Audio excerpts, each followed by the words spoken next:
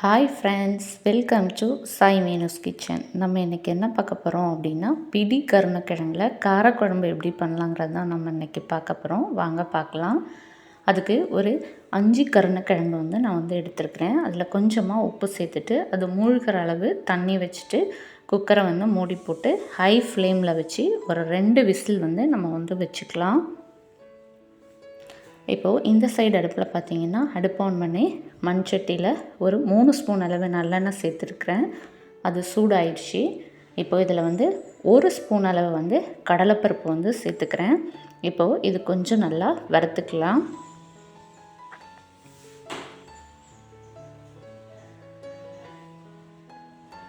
Next இதில் பார்த்திங்கன்னா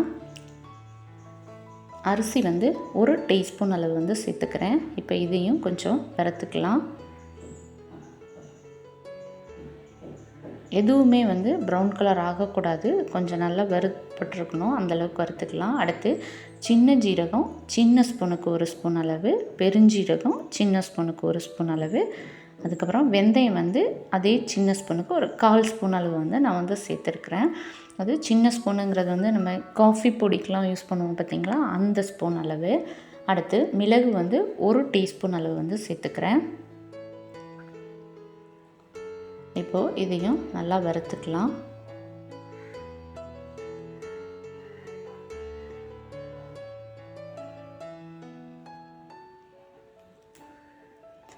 next இதில் மல்லி விதை இருக்க பாருங்கள், தனியா, அது 1 டேபிள் ஸ்பூன் அளவு சேர்த்துருக்குறேன். இப்போ இதுவும் கொஞ்சம் நல்லா வறுபடணும். அது மாதிரி நல்லெண்ணெயில் பண்ணுங்கள், அப்போ தான் ரொம்ப டேஸ்ட்டாக சூப்பராக இருக்கும் குழம்பு.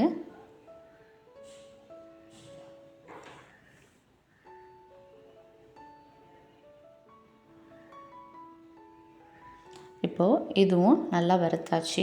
நெக்ஸ்ட்டு இதில் ஒரு 3 ஸ்பூன் அளவு தேங்காய் பூ நான் சேர்த்துக்கிறேன். தேங்காய் பூவில் பின்னாடி தேங்காவுக்கு பின்னாடி ஒரு ப்ரௌன் கலரில் இருக்கும் பாருங்கள், அதை ரிமூவ் பண்ணிவிட்டு நான் சின்னதாக கட் பண்ணி மிக்ஸி ஜாரில் அரைச்சி எடுத்துருந்தேன். அதான் நல்லா ப்யூர் ஒயிட்டாக இருக்குது. தேங்காய் பூ 3 ஸ்பூன் அளவு போதும். இப்போ அதையும் நல்லா வறுத்தாச்சு. நெக்ஸ்ட்டு இதில் காஞ்ச மிளகாய் ஒரு 7 காஞ்ச மிளகாவும் கொஞ்சமாக கருவேப்பிலையும் நான் சேர்த்துக்கிட்டேன். இப்போது நம்மளுக்கு இந்த குழம்புக்கு தேவையான காரம், அதாவது உரப்பு எவ்வளோ நம்மளுக்கு வேணுமோ அந்த அளவுக்கு நம்ம காஞ்ச மிளகா சேர்த்துக்கலாம். இப்போ நீங்கள் காஞ்ச மிளகாவோட அளவை கம்மி பண்ணிவிட்டு மிளகோட அளவை கூட நம்ம கூடுதலாக சேர்த்துக்கலாம். அது நம்மளோட இஷ்டம்தான்.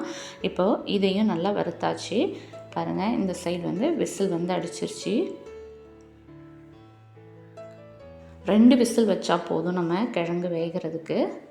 இப்போ இது அடுப்பை ஆஃப் பண்ணிட்டேன். இப்போது 2வது விசிலும் நம்மளுக்கு அடிச்சிருச்சு. இதையும் நம்ம ஆஃப் பண்ணிக்கலாம். இப்போது இந்த இது கொஞ்சம் சூடாக இருக்குது. இந்த டைமில் காயப்பொடி கொஞ்சமாக நான் சேர்த்துக்கிறேன். நீங்கள் முழு காயமாக இருந்துச்சுன்னா ஒரு சின்ன பீஸ் காயத்தை நம்ம இந்த பொருள் எல்லாமே நம்ம வறுத்தோம் பார்த்திங்களா, அதில் கொஞ்சமாக சேர்த்து நம்ம வறுத்து எடுத்துக்கலாம். இப்போ காயப்பொடிங்கிறதுனால இந்த டைமில் நம்ம சேர்த்தா போதும். இப்போது இது ஆறின பிறகு இதில் கொஞ்சமாக தண்ணி சேர்த்து நைஸாக நான் அரைச்சி எடுத்துருக்கிறேன். இப்போது மண் சட்டியில் ஒரு 5 ஸ்பூன் அளவு நல்லெண்ணெய் சேர்த்துட்டேன். இது நல்லா சூடாகணும்.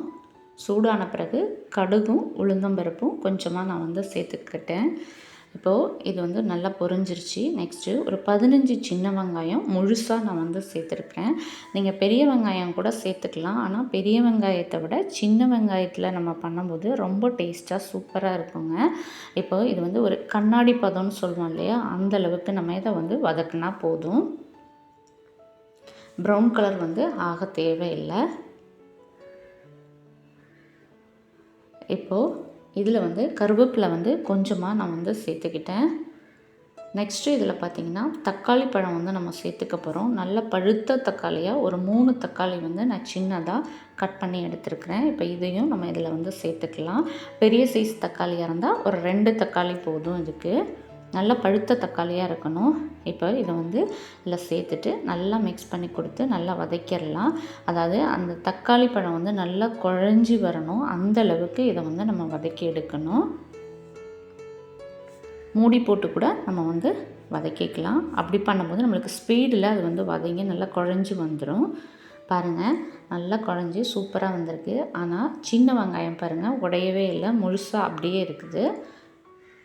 அது மாதிரி இப்போ நம்ம அரைச்சி எடுத்தோம் பார்த்திங்களா, அந்த பேஸ்ட்டை நம்ம இதில் வந்து சேர்த்துடலாம்.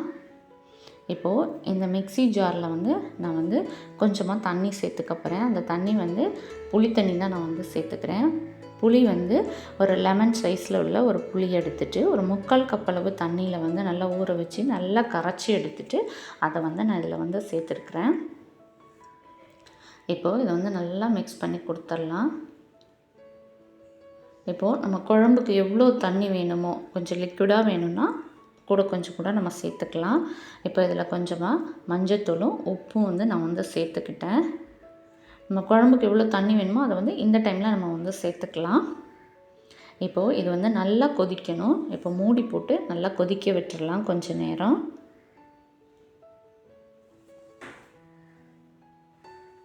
கொஞ்ச நேரத்துக்கு பிறகு நான் ஓப்பன் பண்ணி பார்த்துக்கிறேன். பாருங்கள் நல்லா கொதித்து வந்திருக்கு. இன்னும் ஓப்பன் பண்ணி வச்சு கொஞ்ச நேரம் கூட நம்ம இதை வந்து கொதிக்க விடணும்.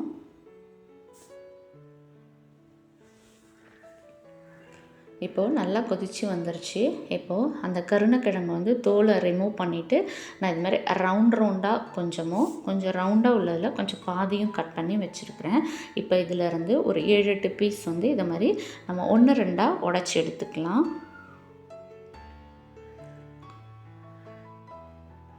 இப்போது இந்த குழம்பு நல்லா கொதித்து வந்துருச்சு. அதோட பச்சை ஸ்மெல் எல்லாம் போயிடுச்சு. இந்த டைமில் நம்ம அந்த கிழங்கு எல்லாத்தையும் நம்ம இதில் வந்து சேர்த்து நல்லா மிக்ஸ் பண்ணி கொடுத்துடலாம். கிழங்கு சேர்த்ததும் அந்த குழம்பு வந்து பாருங்கள் மேலே வரைக்கும் வந்துருச்சு. நான் கொஞ்சம் கூட இன்னும் கொஞ்சம் பெரிய பாத்திரம் எடுத்திருந்தால் கொஞ்சம் நல்லா இருந்திருக்கும். இப்போ இது கொதித்து வரும்போது இன்னும் கொஞ்சம் நம்மளுக்கு கொஞ்சம் மேலே வந்து கொதிக்கிறதுக்கு அதுக்கு கொஞ்சம் கஷ்டமாக இருக்கும். இப்போ நம்ம இதை வந்து வேறொரு பாத்திரத்தில் வந்து நான் மாற்றிடுறேன். நீங்கள் ஃபஸ்ட்டு வைக்கும்போது கொஞ்சம் பெரிய பாத்திரமாக வச்சுக்கோங்க. இப்போ இதில் கொஞ்சமாக எண்ணெய் வந்து அங்கங்கே பிரிஞ்சு வரும். அது வரைக்கும் நம்ம வந்து வெயிட் பண்ணலாம். பாருங்கள் கொஞ்சமாக எண்ணெய் வந்து பிரிஞ்சு வந்திருக்கு. இந்த டைமில் கொஞ்சம் கூட கருவேப்பிலையை நான் அதில் வந்து சேர்த்துட்றேன்.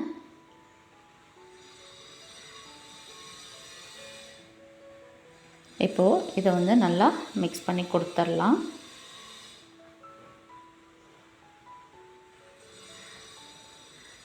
பாருங்கள் நம்மளோட பிடி கருணைக்கிழங்கு காரக்குழம்பு வந்து ரெடி ஆயிடுச்சு.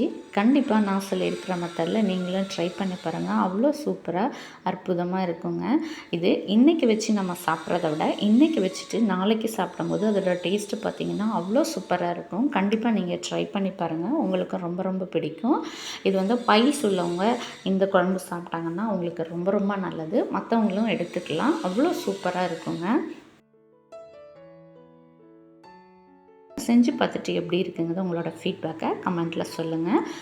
இது பிடிச்சிருக்கு அப்படின்னா லைக் பண்ணுங்கள். மறக்காமல் உங்கள் ஃபேமிலி அண்ட் ஃப்ரெண்ட்ஸுங்களுக்கும் ஷேர் பண்ணுங்கள். நம்ம சேனலை சப்ஸ்கிரைப் பண்ணலை அப்படின்னா சப்ஸ்கிரைப் பண்ணிவிட்டு பக்கத்தில் இருக்க பெல் ஐக்கானையும் கிளிக் பண்ணி ஆல் அப்படிங்கிற ஆப்ஷனையும் கிளிக் பண்ணிக்கோங்க.